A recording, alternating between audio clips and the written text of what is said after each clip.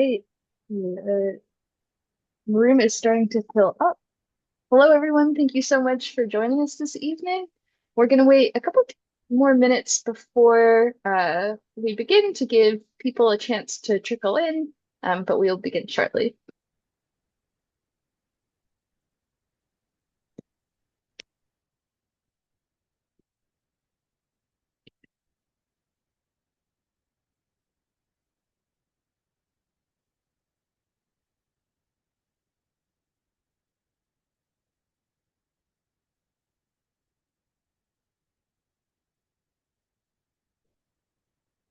All right. With that, we are good to get going.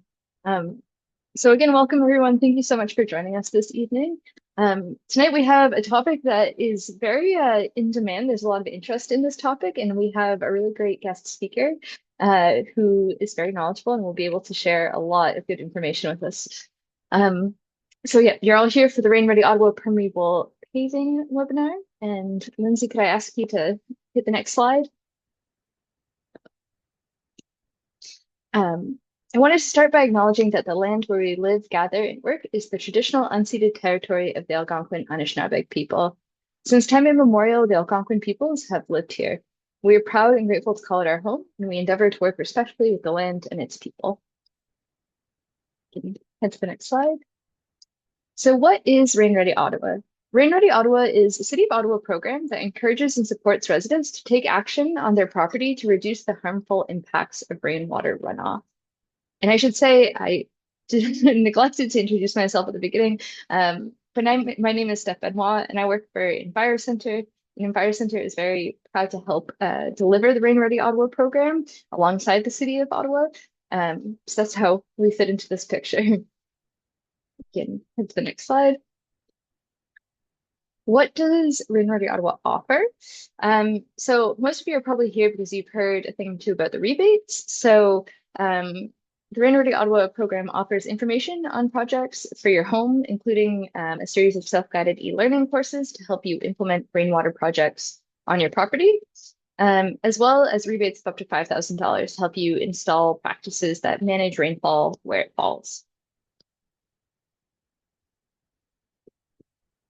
For the rebates, they are only applicable if you live in a priority stormwater retrofit area, which you can check by going to ottawa.ca/rain. Throughout this presentation, I'll be putting some helpful links or follow-up items in the chat. So just keep your eyes there. Specifically, there's rebates of up to $5,000 for downspout redirection, rain garden installation, soakaway pit installation, permeable pavement, which you're probably interested in if you're here this evening, and certified landscape design.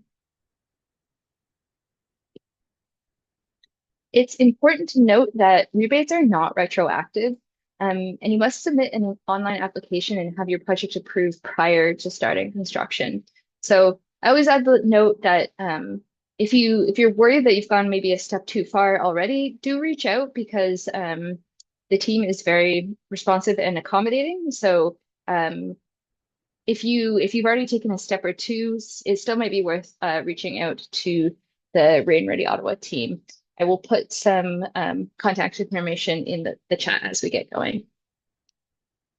And you can go to the next slide.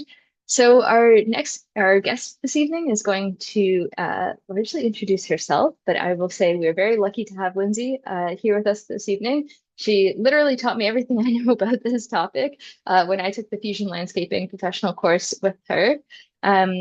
And Lindsay, I think you'll speak to it, but she is someone who likes to be interrupted and have answer questions on the go. So I will be monitoring the Q&A as we go this evening, and sort of interrupting Lindsay on your behalf. So without further ado, Lindsay, please take it away. Thanks, Steph. I really appreciate that. And yes, as Steph mentioned, if you have questions as we go along and it's pertinent to what we're discussing, then she can interrupt me and ask. And I love that back and forth dialogue.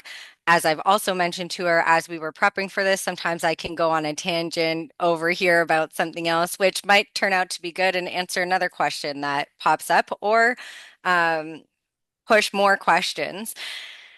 The reason why EnviroCenter asked me specifically to be able to provide this webinar for you is because I've worked in the landscaping profession for over 14 years.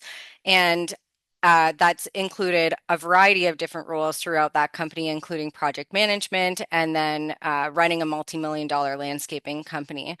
I've also been privileged to teach in the horticulture program at Algonquin College, and I continue to teach the Fusion Professional Landscape Certification, which of course is all about storm management, as well as the GROW program, which is an entry-level program for people who are looking to enter the landscape profession. When you're looking to do a landscape for water, stormwater management, you're looking to take advantage of that rain ready program. It is important, and I think it probably says this on the website as well, that you're looking for a professional, a Fusion landscape professional certified person or business who can do this for you. And these are just some pictures of working with the GROW program. And also last year we had some students that I took to Skills Ontario, which is for landscaping. They come together and they compete in their field with other colleges. Luckily, we won the gold medal this year. It was a lot of fun. It was my first time going to and being a coach for it, so it was pretty awesome. So to get into today's topic, which is all about permeable paving, and what we're going to look at is what is actually permeable paving and what types are there? How do these systems differ from traditional systems? What are some maintenance considerations? What's the cost difference and why would we want to choose that?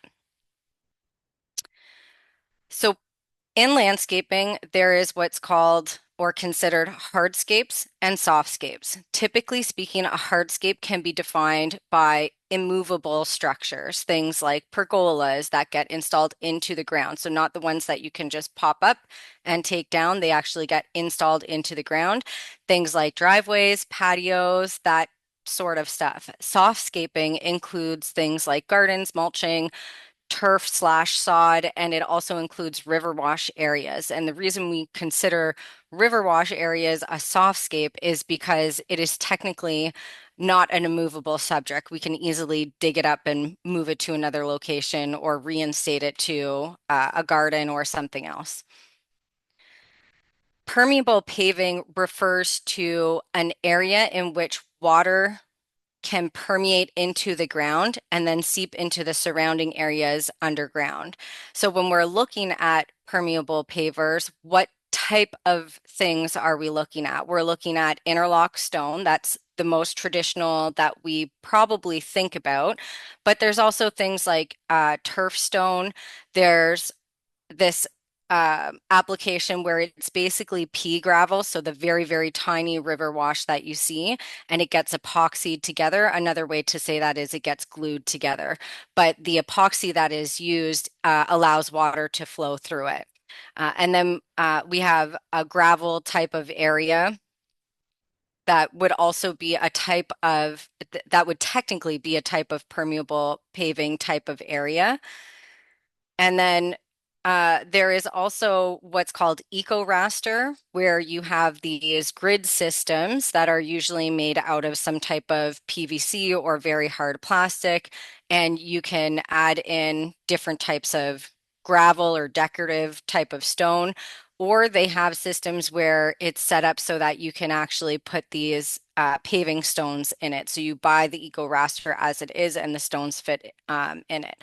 Another type of area that would be technically considered a permeable paver if it's constructed in the way that it should be to allow water to flow into it is where we have these stones and then turf or some type of plant material that's going through it. So a couple of things that we want to think about, and I'll just go back here, is when we're installing a gravel driveway, you have to consider how much weight is actually going to be in the space. If you're parking a vehicle on it, and you consider how much snow is going on it and whether you have a tractor that's coming in to blow snow or you have a small skid steer that comes in and does it for you. This is usually a company that would do it for you. That's a lot of weight that goes into the area. And there's no way to to aerate the area, basically, so that it can still infiltrate water the same way as it was the first day. So gravel driveway for permeable paving is not necessary. It's not technically recommended to do. You would want to use that ecosystem raster system so that you could, if you wanted it to be gravel, which there's lots of reasons you might, could be the area that you're living in, um, or like a cottage or something like that. You want to keep the ground stable, whatever it might be, then you could do that, but you would use that eco raster system. So a gravel driveway is really not the best option when you're looking at permeable paving. Something also to think about too is that when you're building a space like this, it looks good on the first day. The first day you install it, it looks beautiful and you love it and everything is great. The grass will not survive in this way. So you do have to think, okay, what other kind of plant material can we put in here? Or maybe we're considering to put artificial grass in between it. And artificial grass, love it, hate it, whatever the case may be, it does have its place on a in some landscapes, not every landscape, but certainly in some landscapes. And in excuse me, in an application like this would be a good fit for using something like artificial grass if you didn't want to grow a natural type of plant. The plant that you would have to install in a situation like this would have to be very, very drought tolerant because the water runs through it so quickly in a system like this, which we'll look at some installation um, guidelines. So first and foremost, Lindsay, just to yeah. jump in, we've had a couple of questions. One about winter weather that I think you're going to address later in the presentation. But I just had one that was asking for permeable paver. The stone itself is not permeable, but the vegetation around it is permeable, hence the permeable paver name, correct? So in a situation like this where we have turf or plant material surrounding the pavers, no, the pavers themselves are not permeable, so the water doesn't flow through that product. It flows in and around and it gets absorbed into the ground. In a situation where we have interlock stone that we're using, it does have to be a specific type of stone that you're using for that, which when you engage with someone who is what we refer to as FLP certified, so Fusion Landscape Professional certified, they will know that it has to be a specific type of stone. And the stone that you're using is something that can allow wide gaps between it. Some stones, when you purchase them, they're very close together. If you go and you look at your Unilocks, your Techo blocks, your oaks, whatever it is that you're looking at, typically speaking, the stone will specify whether it is a permeable paver or not. So you do want to make sure that you're looking for that when you're going to choose a stone for something like a patio type of area, because just to go back to the original question, the stone itself is not permeable. Awesome. Thank you so much. I will talk a little bit, we will talk a little bit about maintenance, but I think it's worthwhile just to mention it, especially because somebody brought it up. In terms of winter maintenance, that is. When you have a pea gravel area that is epoxied together, this really hasn't been used enough in Ottawa, in my opinion, to really know if it's going to withstand not winter weather, but snow clearing specifically. If I'm 25, 30 years old and I am installing a driveway that's pea gravel epoxied together, I'm good to do my own maintenance and shovel off it. If I'm 40, 50, 60, a little bit older, I'm probably engaging with a snow company to come and clear my laneway and it will get scratched. There's no way, even if the snow company uses all the protective measures on their equipment, there's just no way to fully guarantee that it's not going to get scratched and dinged up. And that can be a bit disconcerting. That is true for interlock as well. It's just that when you have something like pea gravel that's epoxied together, if it chips it, then it can create a divot in it where water can actually sit. So it can create a lot more problems. So while this is a really beautiful application and I've seen people use it, I think that in my own opinion, I would probably wait a little bit longer to see what other people have had results with winter operations on the actual area. But there's all different kinds of people. You know, you need the people who are willing to move on innovation faster than everybody else so that we can learn from the mistakes. And I just tend to be a person who I'm like, okay, well, I'll wait and see how it's going and then I'll be able to make a decision. But certainly for people who may have that already, maybe it's worked great for you and that's awesome. And if you do have that and you've had good success with it, like please shout out and throw it in the chat so we can all learn from your experience. Just a Um, couple more questions on yeah. this one, if you're able. Someone was asking if there's local companies who do turf stone, if you know of any. Any company who does hardscaping installation or landscape construction, they could potentially do turf stone. Many A lot of companies might shy away from doing turf stone because for exactly this reason that you see in the slide here, there's a lot of grass that's growing through it and up. There is a maintenance component of having to go and line trim that whole area. You can't keep it weed free. That's true for any surface. So any construction company, any landscape construction company, I should say, who does hardscaping installations would be able to install turf stone. It is still a paver that you can buy. Okay. And then someone was asking if like the Pure Pave, which is just one particular brand, would be considered an example of the pea gravel epoxy system. Yes, that is a great example. Yeah. And Okay. Pure Pave, I believe, if I'm not mistaken, is a company. Hmm. It's not the actual installation, but they use this technology to install areas. Okay. And I think we're getting a lot more questions, which is wonderful. I think some of these are gonna get answered as we go. So I'll say keep adding your questions. I'll interrupt Lindsay as feels applicable, and then some of this will hopefully get covered as we go. Okay, sounds good. Um, okay, so the installation of permeable pavers, and this kind of touches on a few different topics, including cost, which we will talk a little bit about as well. So the installation of permeable pavers differs from traditional installation. With traditional installation, you're digging, you're putting a geotextile in, you're putting GA, which has stone materials and smaller fine materials within it, and then you're using some type of masonry sand. Stone dust is a pretty outdated use now. There are very, very, very few companies who are still installing with stone dust. It should be at a very minimum. It should be masonry sand, and then some people have moved to what's called a chip stone or a HPB, high performance bedding stone that they use with it as well. With permeable paving, there are a few different ways that you can install it to make this happen. So just to make sure that everybody is on the same page, you cannot take a screenshot of this and this is how you do it. There are some pieces that are missing in here.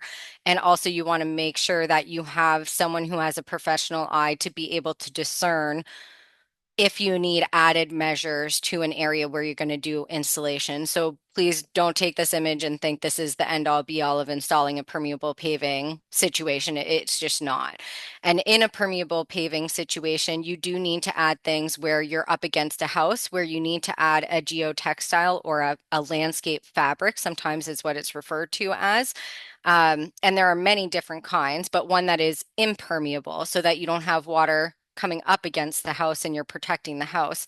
And that at a later part down it, you use a different geotextile. So right there, we're already using a mix of different geotextile in permeable paving installation opposed to traditional installation.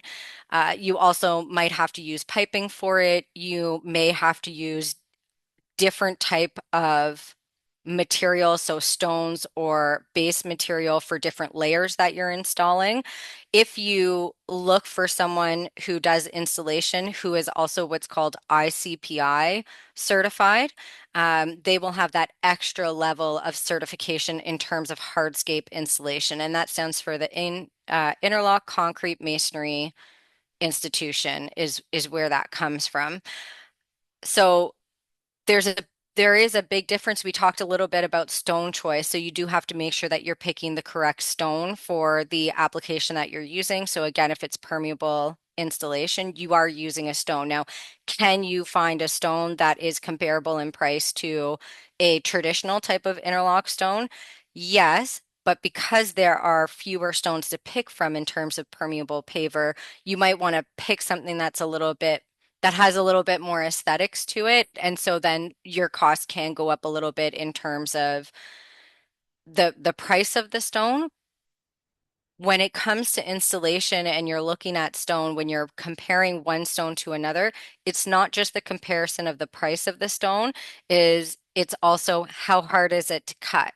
If it if it's a very hard stone, then it takes longer to cut or it uses more blades to cut when they're on site. So all of these things kind of come into play when it comes to the installation aspect.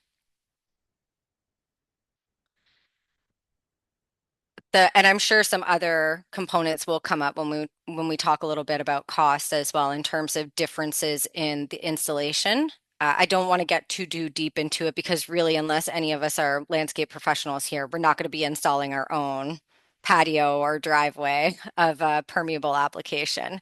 I did want to put in soakaway pits here, which technically is not a permeable paving application. Soakaway pits can be called many things. They can be called French drains, infiltration trench, soakaway pit, and there are some other names that people can sometimes refer to them as. Basically, what it means in a very basic nutshell is it's a big pit that is dug into the ground where you have gravel or some kind of area where you're allowing water to infiltrate in. So when I say that, when you can create like underground cisterns, so you're using something for an example like milk crates. Where you would put it in so you have a lot of void space to hold water. So it's basically a big pit underground where you then have a softscaping application on top, which is usually turf. And the reason why I put this in here is because if you are trying to find a solution for your yard to get more water into the ground, but you don't want to install a rain garden and you're not looking to use a hardscaping application, then putting something in like an infiltration trench or a soakaway pit is a very good option to do where you can put grass or you can put river wash on top. And it's just a little bit different. This one specifically is hooked up to a downspout. And the reason I use this as the example as well is because I did want to emphasize the difference between what is referred to as a pop-up emitter and a soakaway pit. A pop-up emitter, which oftentimes you will do, is when you are installing a patio, let's say in your backyard, and you have a downspout that is coming off of the house and you want to sink it underneath the ground and pop it up somewhere else. And the reason you're doing this is because you don't want water to go directly onto the patio. As soon as you have a situation where water is going directly onto the patio, especially from an eavesdrop, you're compromising the integrity of the installation right from the get-go. And most companies won't cover a warranty if you have a downspout that's on your patio or your driveway or whatever the case may be. And that would be a traditional patio or a permeable paver application. So what they often suggest is to put a pop-up emitter in. And this is a great solution, but it's not to be confused with something like a soakaway pit just because it's going underground. This is actually just moving water from one location to another location.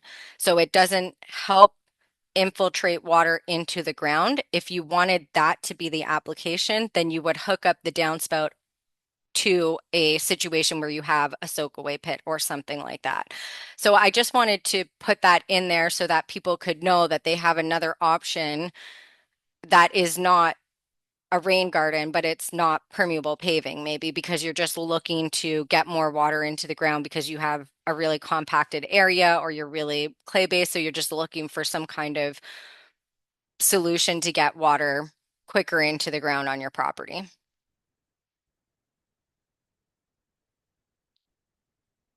So, talking about maintenance a little bit. So, of course, when we're doing something like gravel.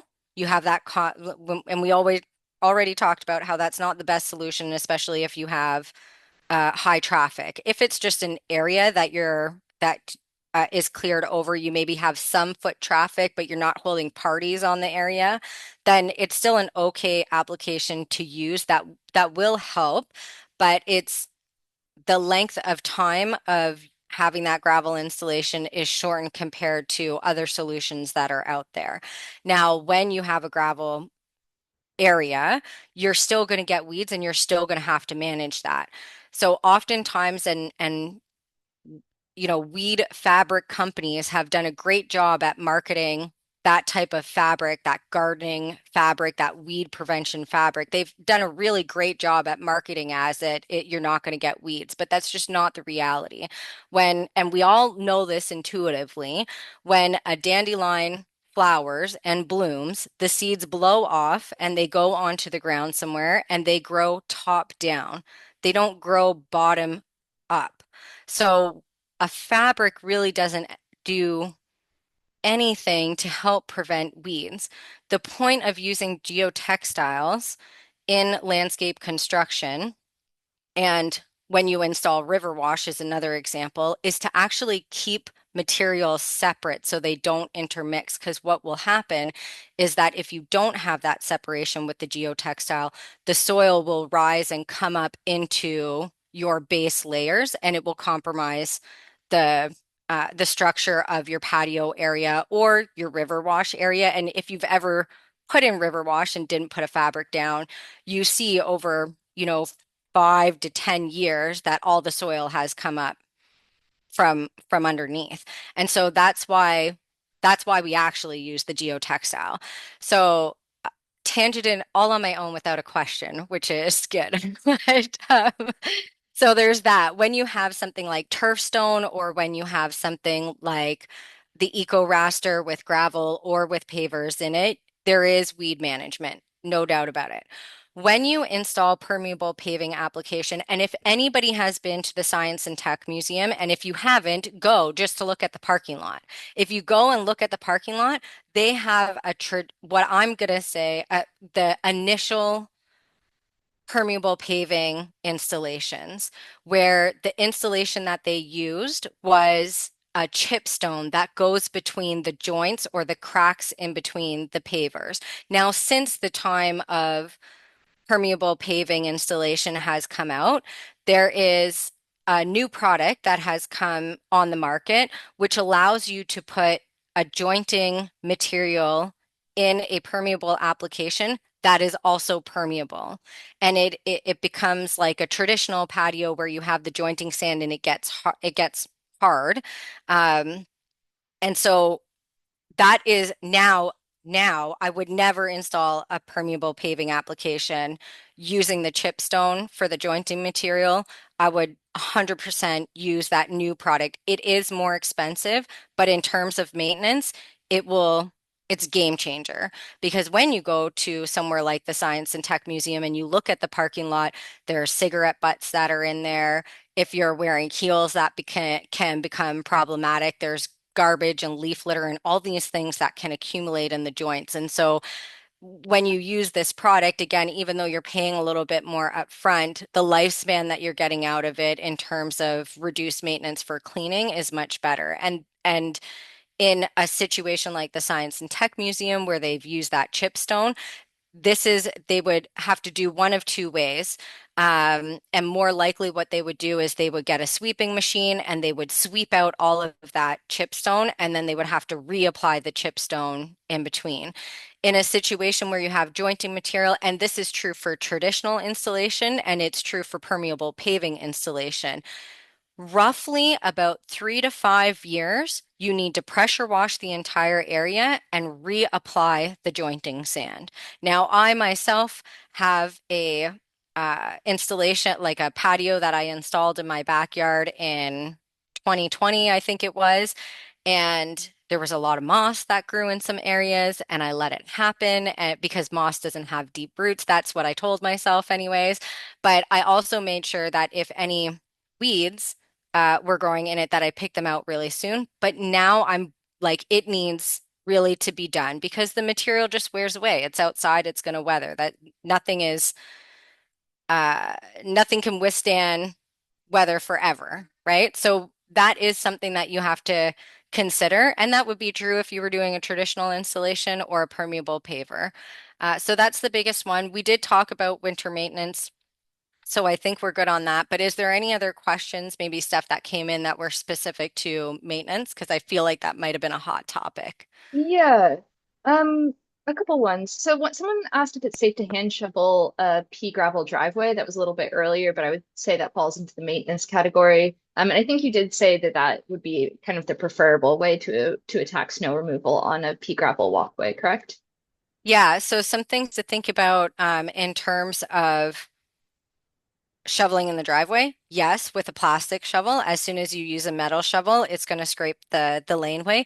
One thing that you can do that will really help prevent ice buildup and then in turn help you with snow management is to apply a very light layer of salt before the storm actually happens.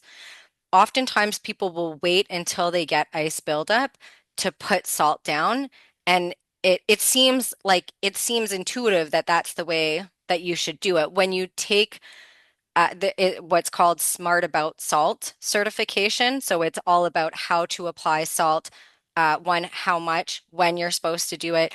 The actual best times is before the actual storm happens, or when you can see that the temperature is fluctuating a lot. Once it gets really warm, you want to try and put like we'll get some melt and you'll want to push as much water off of the area as possible because in the wintertime you're not going to get permeability the same way. The ground is frozen. But then once you do that and before the night comes when it gets cold again, you want to make sure to put again a very light layer of salt. Now, depending on the area that you're doing it in and like the area that you're actually applying it to, maybe you only need to spot do it and not over the entire area, but it's just something to keep in mind. So yes, to go back to the original question, shoveling is safe to do, but using an ice pick or a metal shovel, you're still going to get damage on it if you're not careful. And again, that's true for interlock as well. So. Okay. And then someone had a question about the permeable like the pea gravel epoxied system, if that also accumulates sand, dirt, and seeds like weeds, those sorts of things.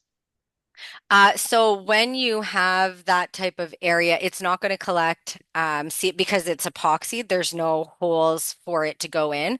But anywhere there's along a seam, there is the potential to grow weeds and things like that, but you won't get like buildup of sand or garbage or trash or cigarette butts or whatever in an area like that. It's one connected surface on top. Okay. Um, Someone asked the name of the product that you recommend instead of chipstone for the jointing between the permeable pavers. Oh, good question. I don't remember the name of it off the top of my head. Um, no, I can't remember. If you go to Cohen and Cohen, which is on Maryville, they have that product there. Just ask them at the desk. So Cohen and Cohen Natural Stone, it's just off Maryville. And if you go and you speak with someone there, and you tell them, hey, I have a permeable application and I'm looking for a jointing sand that you can use in that application where the water will infiltrate through, they'll know exactly what you're talking about. Okay. And then on that same topic, someone asked if that new product that you're referring to for the joints is eco-friendly. I Oh, guess good question. that's a big Yep, that is a eco-friendly good is hard question. to define in some ways. That is true. I wouldn't be able to comment on that. What I would say is that when you purchase any product, you are, as a consumer, you can either go on a company's website or you can request to that company or whoever's installing it to you for the MSD sheet and MSDS sheet, the material safety data sheet, and it will tell you what the contents of it are in the actual product.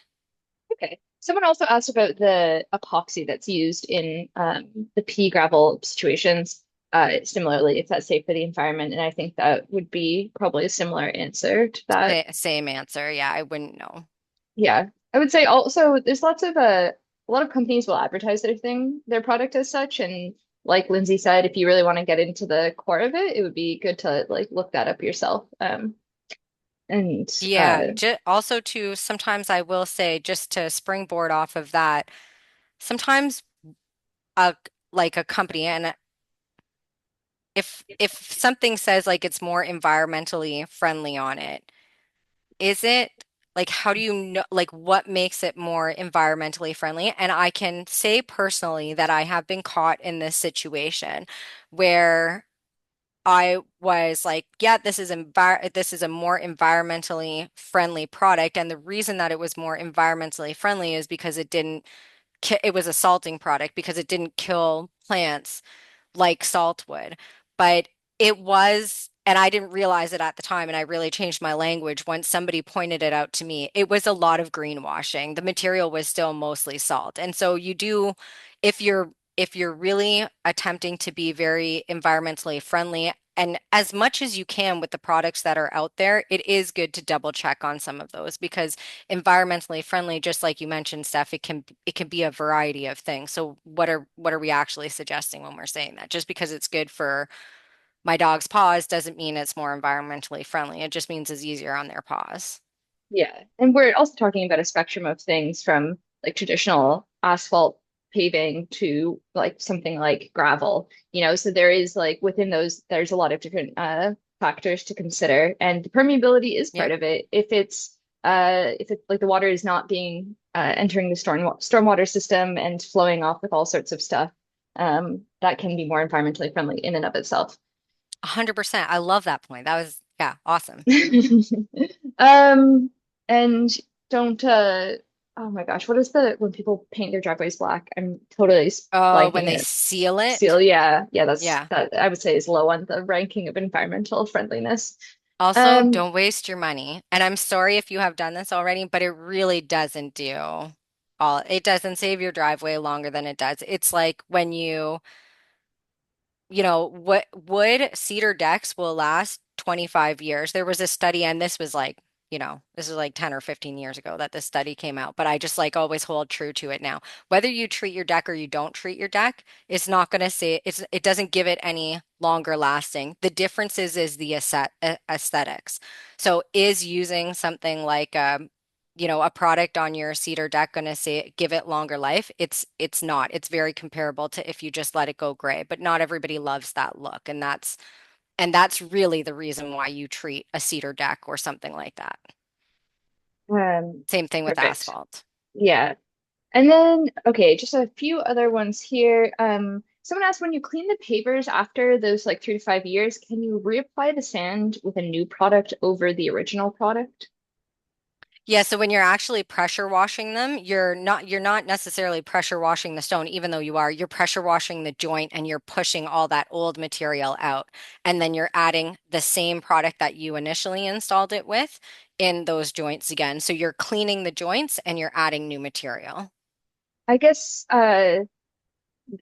I think their question was kind of along the lines of like, could you put in a different product as the jointing material at that point? That was how I interpreted it.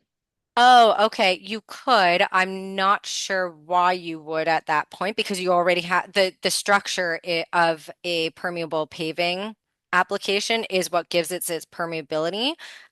If you were to put in a traditional type of jointing sand, then you won't get water going into the system, and so you're not using the system to its full installation and initial application that you were looking to.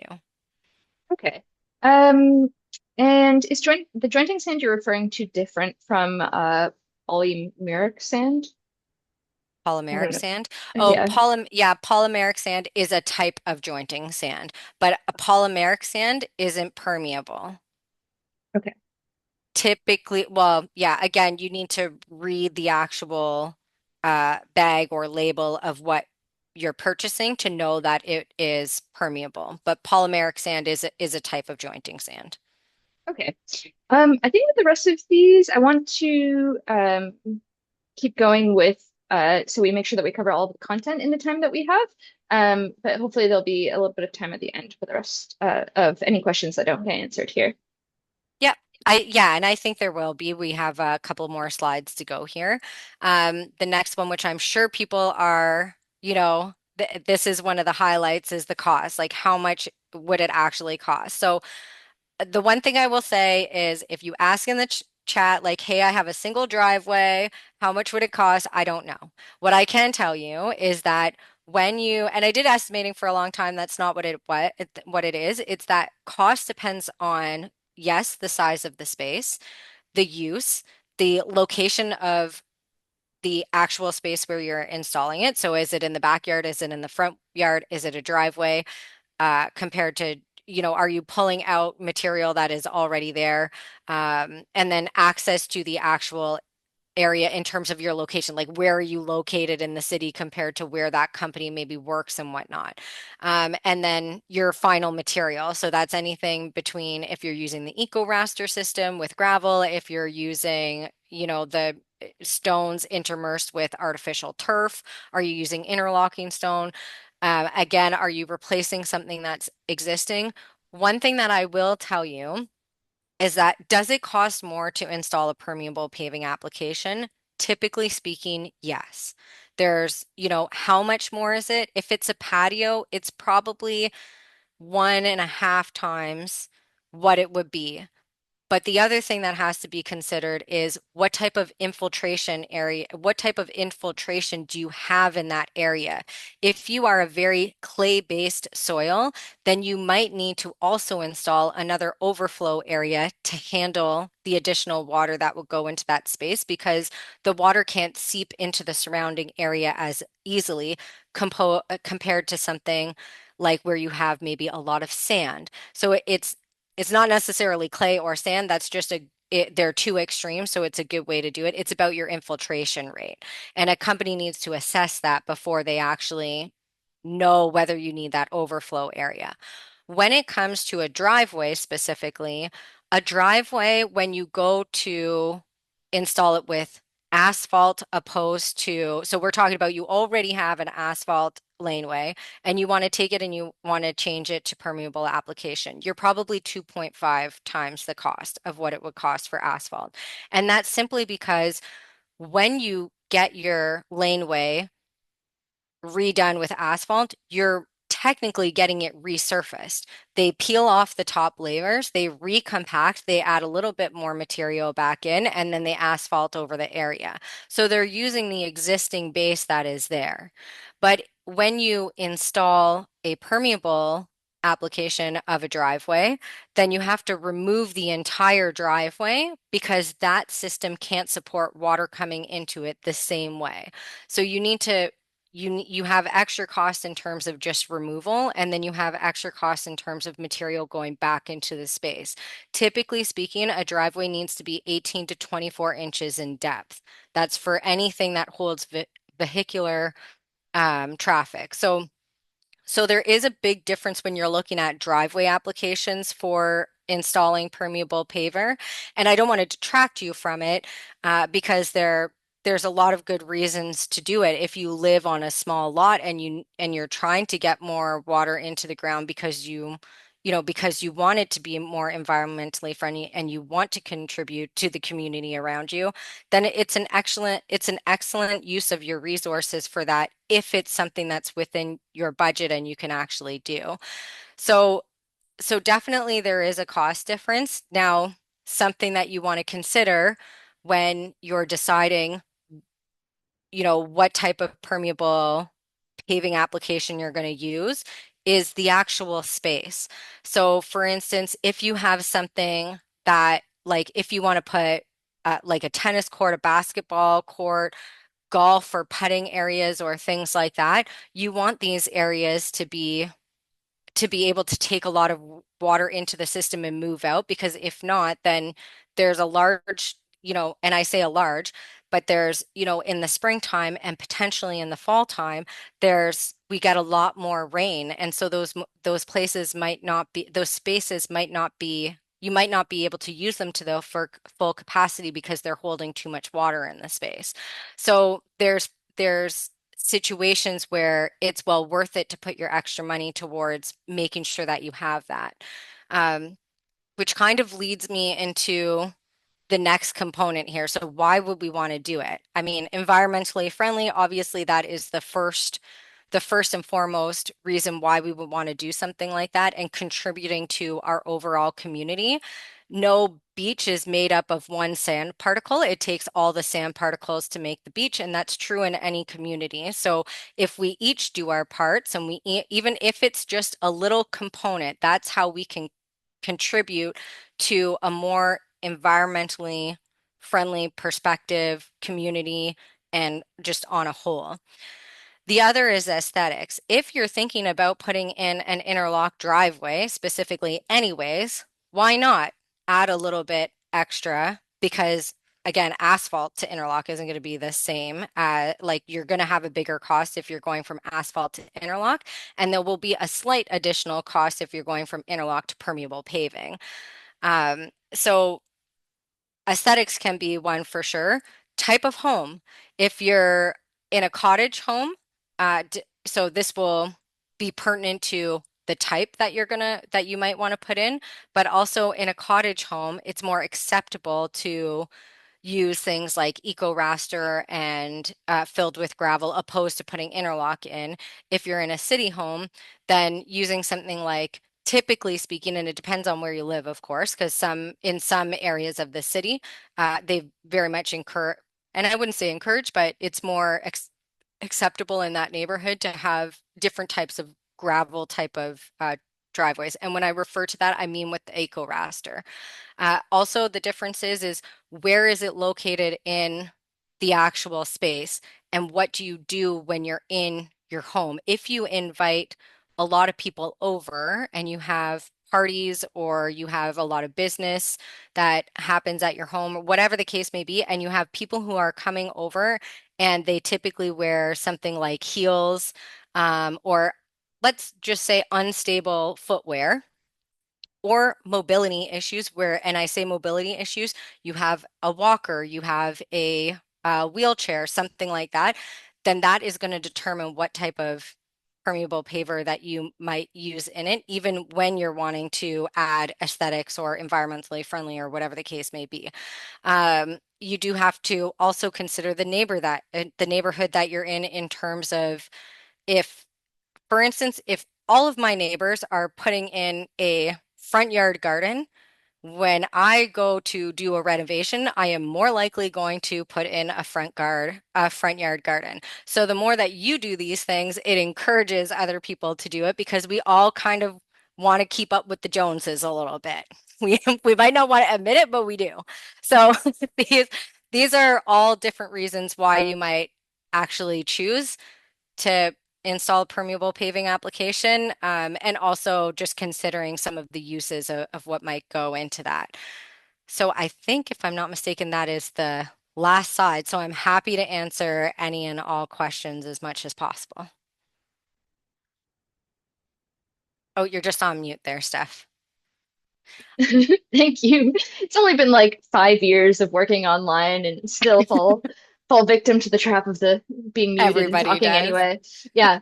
Um, okay. Thank you so much, Lindsay. You always you have so much knowledge. I feel like I learn something new every time that I hear you speak. So thank you so much. Can I We add do. too, in terms Oh, of, please. sorry, because I just thought of it now, and I wrote it down but skipped over it while I was looking through it, is that if you have a property where you have a very small area, but you want to make good use over it. So let's say you have um, a 10 by 20 or a 20 by 30 type of backyard lot, and you want to have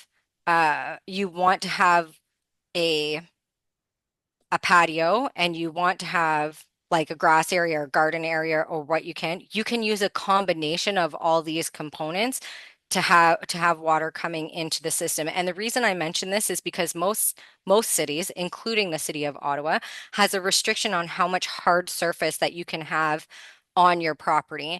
I don't know what that is off the top of my head, but it's a great question for the rain. But when you want to have functional space, and you and the reason they have this is so that partly one, you're not pushing all of that water off into the storm cities. So if you have a permeable paving application and you maybe apply for a permit to have more hardscaping space than what is considered is allowed, they might be more favorable to that. Or again, you can use combination of things like artificial grass and paving and gardens and that type of thing. So sometimes the size of the space that you're using can come into play too. So Mhm. sorry, I Oh, had to thanks, throw that Lindsay. in there before No, I forgot. that's good. I was also going to say, just because a few people have asked, this session will be recorded, and the recording will be shared with everyone who registered. So do not fear if you missed a specific detail that you want to go back to. Um, okay, a couple of people asked about winter maintenance, and I know you touched on this a little bit at different points. Someone specifically mentioned like heave thaw, freeze thaw cycles and how different permeable applications deal with that. Yeah, it's a great question. People are often worried that if they have a permeable application that they're going to get a lot of heaving. Um, you will maybe potentially see it in the spring is where you would sometimes see that the most because we do have that freeze thaw. But the thing about any interlock installation, traditional and permeable, is that there is always that potential for it to expand and retract, which so in the grand scheme of how we install as landscape professionals, this is based on engineer backing, and we take that information and then we apply it as the installers. And so the whole unit, the installation works as one whole unit. And so it moves in and out together. And as soon as temperatures become more stable, you'll see it all, typically speaking, you'll see it all go back to one level of a surface. So it's permeable application is no different in terms of a traditional installation in terms of freeze and thaw. Okay. And then someone on the same line, this sounds very dreamy. Would any of these solutions be able to incorporate a heating system underneath to melt snow and ice in the winter? Great question. Yeah, if you certainly can do it. There is a high cost to putting heating in your driveway or patio, but it's certainly doable even in permeable applications. Yeah. Oh, yeah, that would be really nice. Yeah, there are a Um, few people if you have a certain setup, um it's kind of like if you've ever had like heated floors inside your house, it's a similar kind of system that works but outside. But in those applications, you cannot use tractors or snow blowing or anything like that. So just fair warning, when you want to go and get snow removal, not because your driveway needs it, but because when the city plow comes by and you are left with a huge windrow or plow end or whatever you want to call it, it can be that can be a big challenge because the other thing too is that when snow companies are going out, they're very focused on their task. And so when they go to clear, they might clear your entire laneway, not knowing that you have a heated driveway, or they're just in that repetitive task, which as human beings happens to us all. And then we just like, okay, I need to clear the whole laneway, clear the whole laneway. And so you can then get machines on it. But when you have a heated driveway, especially in the wintertime, you can't have things like, big tractor snow blowers or skid steers and stuff like that on it. okay, that is good to know. Um, we had a couple questions on just like the pea gravel epoxy system. One person was asking just if you could sort of define again the difference between permeable asphalt compared to regular asphalt. One other person asked about do you need like with that sort of system, is there any maintenance specific to that system? And one other fo person asked about sort of local applications. Have you seen much of it locally? So So asphalt is not permeable in any way, shape, or form. Like as far as I know, I have not seen a permeable asphalt that is out there. It's impermeable and that's that.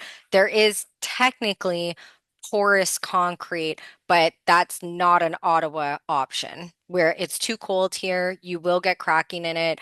I even in my landscape profession, I don't recommend that people use stamped concrete and things like that, just because as soon as you get a crack, there is no great way to fix it or make it look better. So we'll just remove concrete out of that. It's just to say that that is only that like you could potentially see porous concrete out there, but I highly doubt that anybody in Ottawa is doing it or has done it. The pea gravel with the epoxy in it, if I am not mistaken, it does need to be the top layer needs to be resealed. It's probably every 3 to 5 years if I'm a betting woman, and I don't know. You would have to ask someone who specifically focuses on that. But other than that, there's no other maintenance that it would come with it. It would be similar to having a patio type of area where you do it like along that seam. You want to make sure that you're pulling any weeds if they happen to come in. But yeah, so other than that, there's no maintenance that there's no other maintenance, just like a patio that you would need to do. Okay. Okay. That's good to know. And then, yeah, Oh, and just sorry, local just to finish applications. off Yeah, that sorry, I, local I gave you a lot of applications. questions right at once. Yeah, That's someone. okay. I have seen someone in well, there actually someone in Alta Vista who did it, but it was in a non-traffic area. Yeah, it was a little bit of a different application. I probably wouldn't even look at that. But someone in like old Ottawa East, I don't remember exactly where it was there, but I know it was old Ottawa East. They had that pea gravel epoxy system, but they had just installed it. Mm, And so I can't give you any like, oh, like 5 year, I saw one yeah. that was like 5 years ago. It is a pretty new thing to come to the market. It doesn't mean it's bad, it's just new. And so I think there are some, it would be good to see something that's like 5 years in now. Okay. Are permeable driveways practical on sloped driveways where water runs off quickly? So sloped driveway, so if it's a sloped driveway that's going towards your house, meaning it's downsloping into your house, permeable application is a great way to manage some of the water going in that. In that situation, you do need to have another spot on the front, like in the front area that can hold overflow water. If and I'm gonna say it depends on how steep is the slope. If it's very steep, okay, it might not be. You put in like a drain or something like that at the end of the driveway to help get some of that water in, or like a curb kind of stone to try and like dam some of the water so that it can go in that way. If you have a upsloping driveway, so it's highest at the garage coming down to the street. Again, depending on the slope, still worth it to do, but in that scenario, you don't necessarily need an overflow area like you would if it would be what I said, a downsloping driveway. So the lowest point is at your garage. Okay. Um, I think we talked a little bit already about weeds and snow blowers, how that they both pose different challenges based on the type of product that you're using.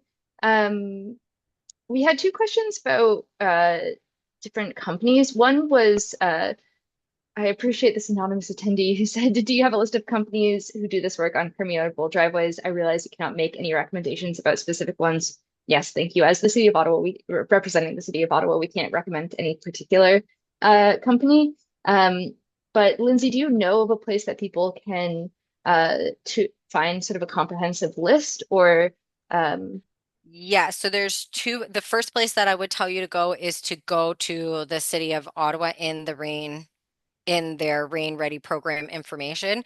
If I'm not mistaken, they have a list of people who are FLP certified. So that's the first place that I think that you Yeah, can I mean, look. I with that. So yeah, the Right Now the Ottawa program doesn't keep a full list, but Landscape Ontario has Yes, a function where you can find a fusion landscape professional. yes. I can try to find the link for that in the next couple minutes. But if you go on there, it pops up with a map, and you would have to look on the map, like scroll into your area. So unfortunately, there's nothing more not an up-to-date list outside of the list that Landscape Ontario maintains.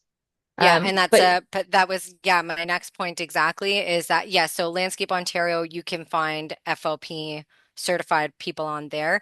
Landscape Ontario is the representation body for landscape professionals in this province. Every province has one, which then funnel up to what's called CNLA, which is the Canadian Nurseries Landscape Association. okay. Lindsay, I do realize we're at 8 p.m. Do you have time for a couple more questions, Sure, or are let's you do it. We're here. okay? Let's go. We are here. Perfect. Um, so similarly on the note of particular companies, is one of either Turfstone or Eco Raster preferred for driveways? Oh, sorry, this isn't a company question, more of um aesthetic question. Or is it a personal choice regarding appearance? It's really a personal choice, in my opinion. The also one thing that I think they probably still have it, geosynthetics, which is really a place for professionals. I think um, homeowners can go and buy things from there, but it's really for landscape professionals. They have Eco Raster in their front area. So if you ever wanted to go and look at it, you could go and see it there. I think it is a matter of preference in terms of what you want to see. I would also just encourage you to think about the use of the space. People who have, mobility issues in terms of wheelchairs, things like that, that can be a harder surface for them to move on, or anybody, of course, with heels or anything like that. So, yeah, I think it really comes down to personal choice. If you're looking something that's maybe a little bit more formal, you would go with the Eco Raster with the paving stones in it. If you can be a little bit less formal, then you could use the Eco Raster with some gravel, like decorative stone in between, or you can use the turf stone itself. But those, yeah, that I think that's what would distinguish it. Okay. Um, okay. The person said awesome. Thank you so much. Very helpful reply. Um, Someone asked about with the Rain Ready Ottawa program for the rebates, how long you have to wait to get approval. I can't give you a specific answer, but I would say that it's a pretty fast turnaround. Um, I would expect within a couple of weeks, but don't hold me to it if it ends up being more than that. But generally, the program is very responsive. It's the City of Ottawa who handles the actual rebate applications. That's within their purview. But yeah, I would expect it not to take more than a couple weeks. And someone else asked if the Rain Ready Ottawa program gives advice. Absolutely. You can always reach out to us at the two email addresses there, rain@ottawa.ca or greencity@envirocenters.ca. Um, as EnviroCenter, we're able to give more general program advice about like different projects that you can undertake on your property. If you have a rebate specific question, I would reach out to rain@ottawa.ca because they are the people who administer the rebates. So they will be able to give you a yes, no answer in a way that we can't. Um, I think you're part of like the advisors for homeowners as well. Is that right? Or am I yeah, off on that? correct. Okay. Yeah. Um, Okay, and then I'm just gonna last end with one very specific question. So someone was saying that they have an actual stone-based sand on their flagstone patio. They dug over 2 feet down with the appropriate membrane at the bottom of gravel and stone dust. The stone-based sand is just at the level of the flagstone, a couple inches deep. It has not budged in over 15 years. Um, the brand used between the flagstones is EnviroStone, which was supposed to be environmentally friendly. They've never had any water accumulation, which implies a fast infiltration rate. Um, does this sound like a good system for a driveway? Great question. So flagstone installation is not a permeable installation in that specific setting where you have like stone dust isn't permeable. Just because you're not getting water accumulation doesn't mean that water is infiltrating into the ground. It could be perfectly sloped, and so the water is just moving off into the surrounding area, and in the surrounding area the water is going into the ground quickly, or it's going to an area where you just don't see it, and then it goes into another drain system or whatever the case may be. So when you do flagstone installation where you have a patio, and yes, of course, if you've dug down two feet to do like a, this is just like people walking on it. Absolutely, it's going to last you. It should last you a lifetime. Like those flagstones will probably start deteriorating before you ever see any shift in it. Because with patio installation where you don't have vehicular traffic, you need between 10 and 12 inches of a base to have the structure be maintained. But again, when you're installing a dry laid flagstone area, so somewhere where you're not using concrete to bind the flagstone areas together, you're using GA, which has those fines in it. So it's 3/4 clear stone with smaller stones in between it, which interlock together and create a space where it actually the point of it is to help keep water out of the system. And that's true for stone dust too. It's just on a smaller scale. And then it's probably not actually infiltrating as much water as you think it is.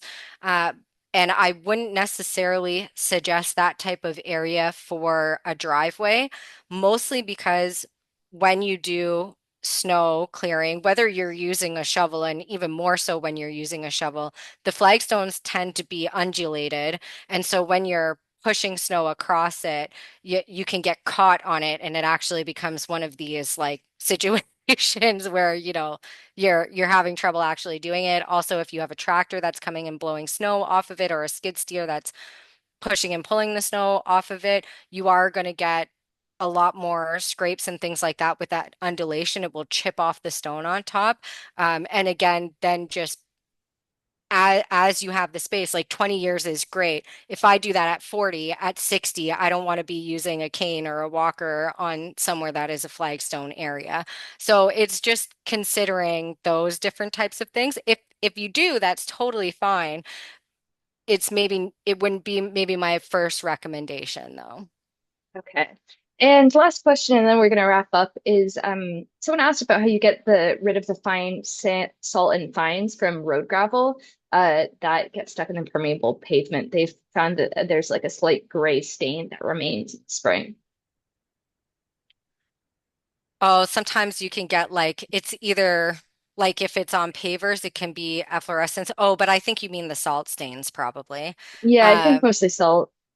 yeah, if you go to somewhere like Cohen and Cohen, again, they have products that can wash off areas like that. You might have to do it a few times, but it will help with that. Typically speaking, if you have a lot of salt buildup, it's because it can be very dry there. So the first thing I would try is just to really douse it with a lot of water and see if that kind of helps. If it continues, then I would try and use a cleaner.